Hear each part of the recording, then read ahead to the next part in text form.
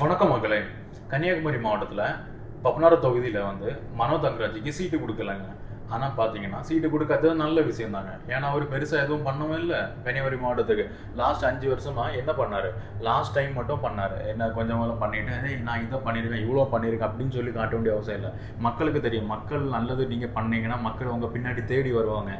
நீங்கள் கண்டுக்கிடாமல் விட்டீங்கன்னா மக்கள் அப்படி உங்களே விட்டுட்டு போயிடுவாங்க. எவ்வளோ நினச்சாலும் உங்களால் வர முடியாதுங்க. இந்த அளவு சீட்டு கொடுக்கல, நல்ல விஷயம், ஓகே.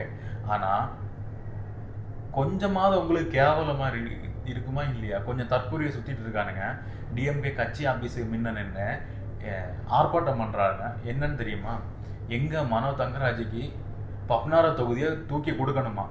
ஆல்ரெடி தூக்கி கொடுத்தீங்கல்ல, அதில் மிச்சம் தாங்க கொஞ்சம் போல் எலும்பு தொண்டு மாதிரி போட்டிருக்காரு. பாக்கி அவர் சாப்பிட்டுட்டு ஏப்பம் விட்டாச்சு. மலையை என்னென்ன பண்ண முடியுமோ மலையெல்லாம் பாதி எடுத்தாச்சு அவர்.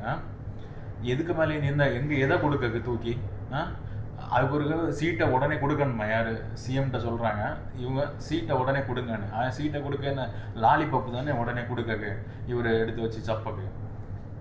அந்த ஆர்ப்பாட்டம் பண்ணுறோம் அவங்களுக்கு கேவலமாக இல்லையா? கொஞ்சமாவது மண்டையில் விவரம் இல்லையா?